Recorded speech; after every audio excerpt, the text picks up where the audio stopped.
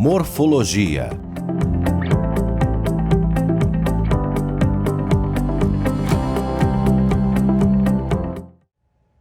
Olá, seja bem-vindo à nossa aula de morfologia. Vamos começar? O sintagma verbal, parte 2. Introdução. Verbos são palavras que indicam ações, estados, processos ou fenômenos, ou seja, que indicam acontecimentos representados no tempo. Existem verbos regulares, irregulares, anômalos, defectivos, impessoais, unipessoais, abundantes, de ligação e auxiliares. Os verbos regulares são verbos que se encaixam nos modelos fixos de conjugação verbal, não provocando alterações nos radicais e nas terminações quando conjugados. Quanto aos verbos irregulares, são verbos que não se encaixam nos modelos fixos de conjugação verbal, possuindo alterações nos radicais e nas terminações quando conjugados. Os verbos anômalos são verbos que apresentam diferentes radicais quando conjugados. Verbos defectivos são verbos que não apresentam conjugações completas, não são conjugados em todas as pessoas e tempos verbais, e os verbos auxiliares são verbos que se juntam às formas nominais de um verbo principal, indicando o tempo, o modo, o número e a pessoa da ação verbal. São usados nos tempos compostos e nas locuções verbais. Regulares. Aqueles que obedecem rigorosamente ao paradigma de sua conjugação. Amar, beber, partir. Irregulares. Aqueles que apresentam formas que não obedecem ao paradigma de sua conjugação, podendo apresentar irregularidades na forma que assume o radical e ou que assumem as desinências. Anômalos. Aqueles que apresentam profundas irregularidades em seus radicais. Ser, ir. O verbo por é também considerado anômalo da segunda conjugação, por não apresentar a vogal temática e no infinito. Defectivos. Aqueles que não se conjugam em todas as formas previstas pelo paradigma. Abolir, remir, precaver, chover. Abundantes. Aqueles que apresentam mais de uma forma para determinada flexão. Aceitar, eleger, extinguir. Formação dos tempos simples.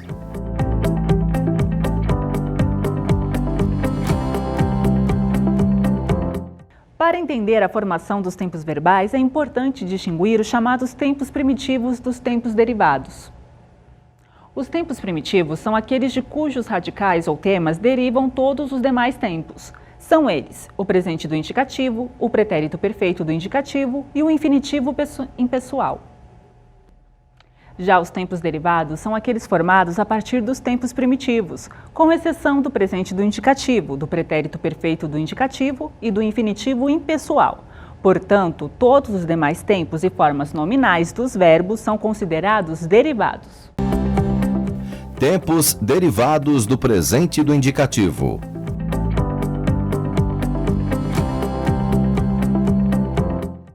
Vamos começar pelo pretérito imperfeito do indicativo.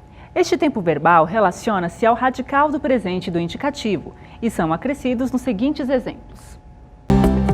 Na primeira conjugação, as desinências ava, avas, ava, avamos, áveis, avam, que consistem da vogal temática a mais sufixo modo temporal, vá, mais sufixos número pessoais.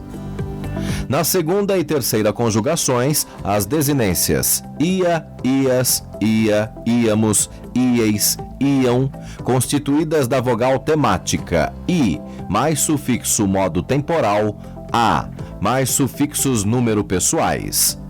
Na segunda conjugação, a vogal temática e passa a i, por anteceder a vogal a do sufixo modo temporal. Identifica-se assim com a vogal temática da terceira conjugação. Agora, para formar o presente do subjuntivo, toma-se o radical presente do indicativo e substitui-se a desinência, ou pelas flexões do presente do subjuntivo, que são: Na primeira conjugação, as desinências ava, avas, ava, avamos, áveis, avam, que consistem da vogal temática a mais sufixo modo temporal vá mais sufixos número pessoais. Na segunda e terceira conjugações, as desinências ia, ias, ia, íamos, ieis, iam, constituídas da vogal temática i mais sufixo modo temporal a mais sufixos número pessoais. Na segunda conjugação, a vogal temática e passa a i, por anteceder a vogal a do sufixo modo temporal. Identifica-se assim com a vogal temática da terceira conjugação. O imperativo afirmativo possui apenas formas próprias na segunda pessoa do singular e na segunda pessoa do plural. Elas são formadas, respectivamente, da segunda pessoa do singular e da segunda pessoa do plural, do presente e do indicativo, com a supressão da desinência S. As demais pessoas do imperativo afirmativo, executando-se a primeira pessoa, que não é usada nesse tempo, são as próprias formas do presente e do subjuntivo, usadas com o pronome pós-posto. O imperativo negativo, com exceção da primeira pessoa do singular, que não é usada no imperativo, as formas usadas com sentido de imperativo negativo são as próprias formas do presente e do subjuntivo, usadas com o pronome pós-posto. Tempos derivados do pretérito perfeito do indicativo.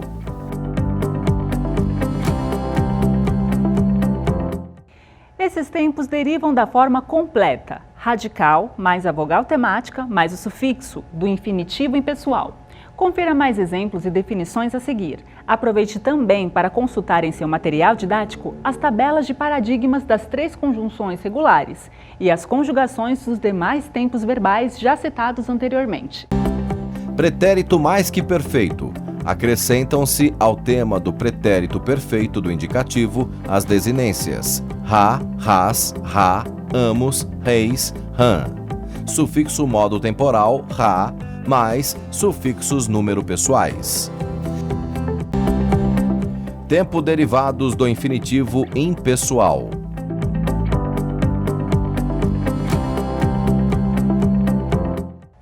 Esses tempos derivam da forma completa, radical, mais a vogal temática, mais o sufixo, do infinitivo impessoal.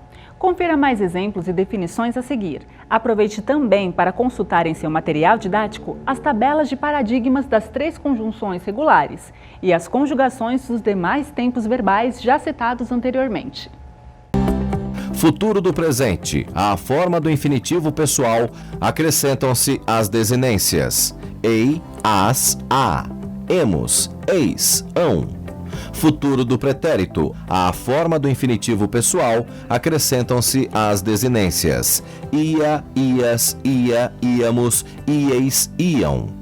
Infinitivo pessoal. À forma do infinitivo pessoal acrescenta-se a desinência es, para a segunda pessoa do singular.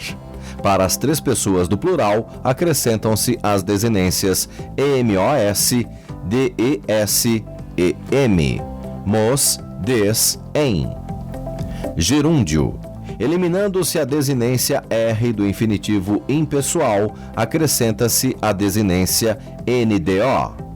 Particípio. Eliminando-se a desinência R final do infinitivo impessoal, acrescenta-se a desinência do. Na segunda conjugação, a vogal temática passa a I por influência da vogal temática I da terceira conjugação. Verbos auxiliares.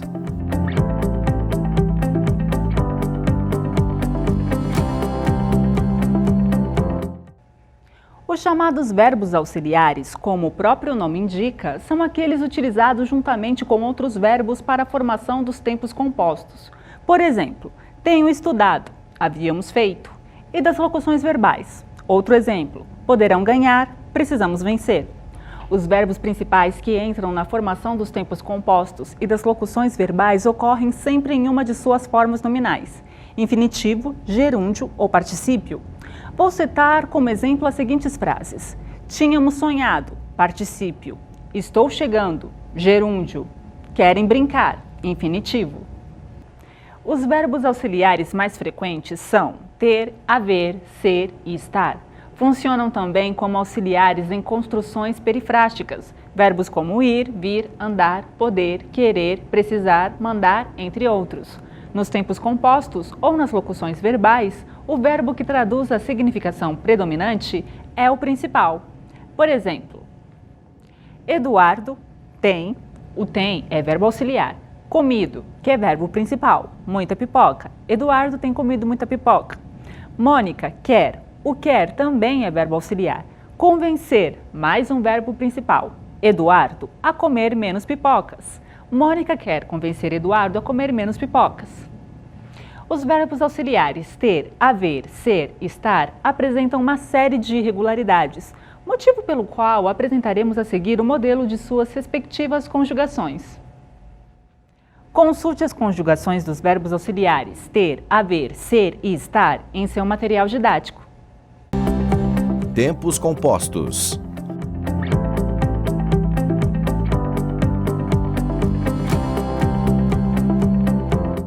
Os tempos compostos conferem determinadas nuances de significação aos enunciados, indicando geralmente um aspecto verbal diferente daquele expresso pelo mesmo tempo em sua forma simples.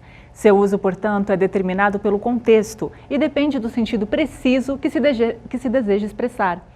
Assim, o sentido de estudei muito não é igual ao tenho estudado muito. No primeiro caso, a forma verbal encontra-se no pretérito perfeito simples e indica a ação concluída. No segundo caso, a forma verbal está no pretérito perfeito composto e indica a continuidade da ação. Existem 10 tempos compostos em português formados pelos auxiliares ter ou estar flexionados para número, pessoa e modo tempo, e pelo verbo principal no particípio. Você pode consultar a conjugação de alguns tempos compostos em seu material didático. Locuções verbais.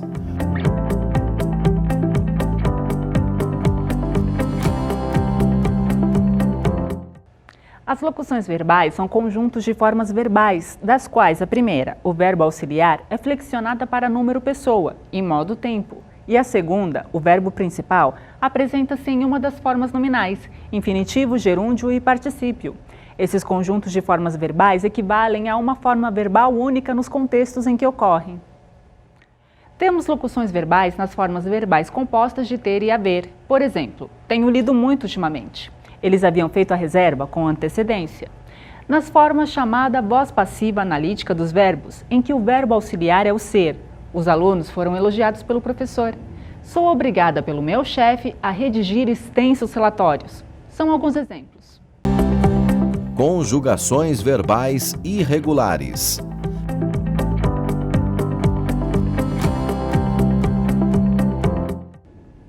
Existem verbos cujas formas não obedecem rigorosamente ao paradigma das conjunções regulares, podendo apresentar irregularidades no radical ou nas desinências de número, pessoa e modo tempo.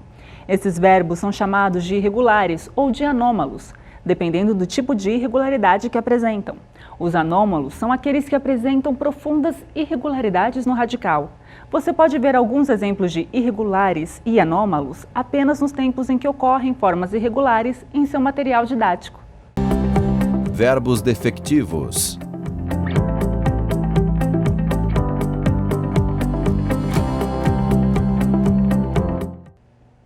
Alguns verbos são considerados de conjugação defectiva porque não são empregados em todos os tempos, modos e pessoas. Alguns defectivos são impessoais, pois não têm sujeitos.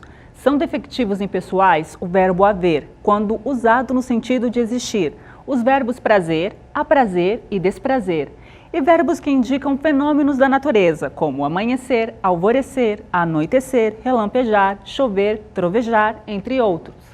Esses verbos apresentam apenas as formas da terceira pessoa do singular. Alguns defectivos são unipessoais, pois costumam apresentar apenas sujeito na terceira pessoa, do singular ou do plural. Dentre estes estão os verbos que indicam vozes de animais, zumbir, latir, grasnar, zurrar, entre outros, e os verbos que indicam conveniência, acontecimento, necessidade, acontecer, convir, ocorrer e suceder. Finalmente, alguns verbos apresentam conjugação defectiva por razões de ordem estritamente morfológica ou de eufonia. São chamados defectivos pessoais. Alguns defectivos pessoais no presente do indicativo não são conjugados na primeira pessoa do singular. Consequentemente, também não são conjugados nas formas delas derivadas, presente do substantivo, imperativo negativo, terceira pessoa do singular e primeira e terceira pessoa do plural do imperativo afirmativo. Alguns exemplos: banir, abolir, brandir, colorir, demolir, emergir, exaurir, fugir, imergir, retorquir e ungir. E com isso finalizamos a nossa aula. Lembramos que este foi apenas um resumo do nosso conteúdo. Lembre-se de fazer os exercícios propostos em seu material didático e consultar a matéria para maior entendimento. Até a próxima!